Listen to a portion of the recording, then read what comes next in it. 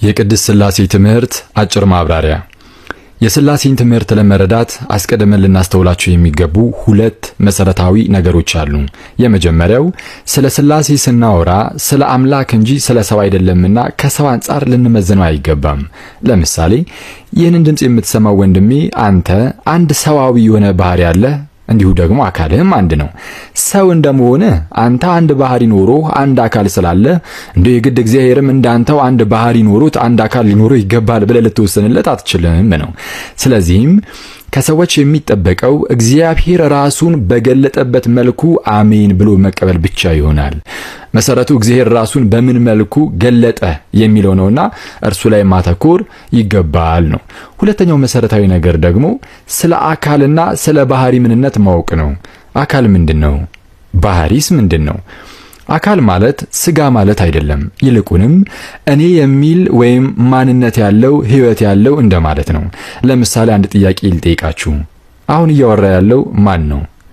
እንግዲህ ጥያቄው ማን የሚል ከሆነ የማንነት ጥያቄ ነውና አሁን እያወራ ያለው አክሊል ነው እንላለን። አንዳችን ከአንዳችን የምንለይበት ይህ ማንነት አካል ይባላል። ባህሪ ደግሞ ያ አካል ምን እንደሆነ የሚለይ ነው። ለምሳሌ አሁን ደግሞ ጥያቄውን እንዲል አድርገው፣ አክሊል ምንድነው? ይህ ጥያቄ ምን የሚል ስለሆነ የምንነት ጥያቄ ነው። ስለዚህም አክሊል ሰው ነው። ይህ ምንነት ባህሪ ይባላል። የመጨረሻ አንድ ምሳሌ ልስጣችሁ። ታዲያስ ጠይቃችሁ ለራሳችሁ መልሱ። ወደ ድንግል ማርያም የምስራችን ይዞ የመጣው ማን ነው? ገብርኤል ማለታችሁ መቼስ የማይቀር ነው። ይህንን ያዙትና ጥያቄውን አሁን ደግሞ እንዲል አድርገው፣ ወደ ድንግል ማርያም የምስራችን ይዞ የመጣው ምንድነው? መልአክ እንደምትሉኝ አልጠራጠርም።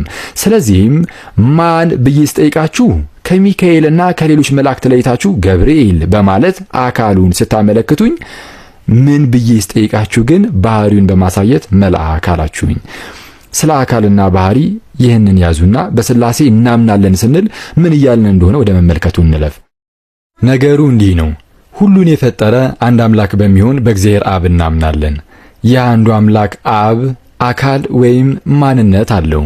ማን ነው ተብሎ ሲጠየቅ አብ ነው እንላለን። ታዲያ ግን ይህ አብ አካል ብቻ ሳይሆን ባህሪ ወይም ምንነትም ደግሞ አለው። ይህንን ትልቅ ክብ እስቲ የአብ ባህሪ እንደሆነ እናስብ።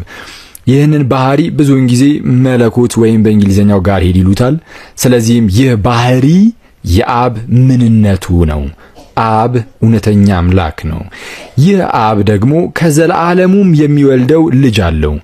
ልጅ ማለትም ወልድ ወይም ደግሞ ቃል ይባላል። ለምሳሌ የእኔ ቃል የሚወጣው ከእኔ እንደሆነ ሁሉ የአብ ቃልም ማንነት ያለው ሆኖ ከአብ ይወጣልና አካላዊ ቃሉ እንደመሆኑ ልጁ ይባላል።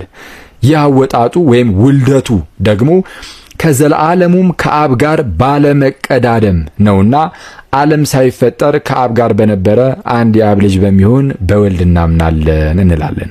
ወልድ አካል አለው ካልን ማን ብለን ስንጠይቅ ከአብ ለይተን ወልድ ብለን እንናገርለታለን ማለት ነው።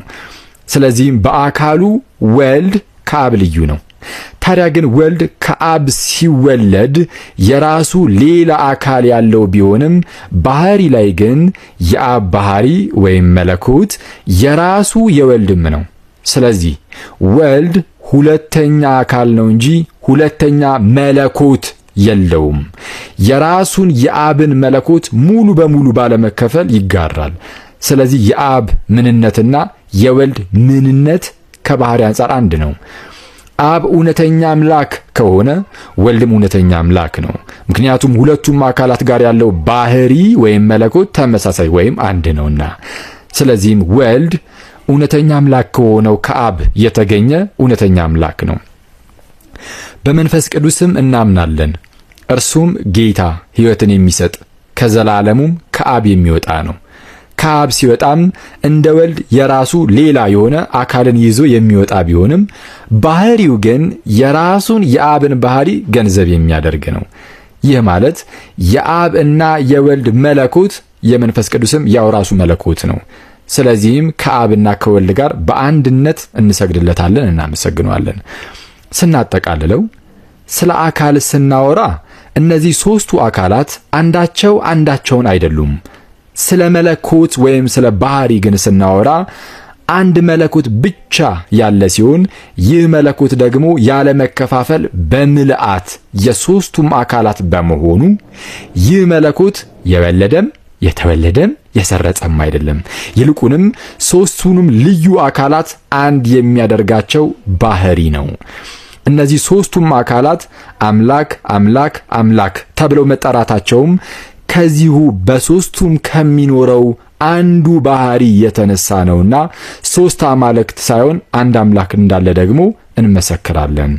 የአካላትን ልዩነት ለባህሪ መስጠት ወደ ሶስት ምንነት በማምራት ሶስት የተለያዩ አማልክት እምነት ውስጥ የሚያስገባ ስለሆነ ልባም ሰው ጥንቃቄ ያደርጋል። የእግዚአብሔር አብ ፍቅር፣ የወልድ ጸጋ፣ የመንፈስ ቅዱስ ኅብረት ከሁላችን ጋር ይሁን። ይቆየን።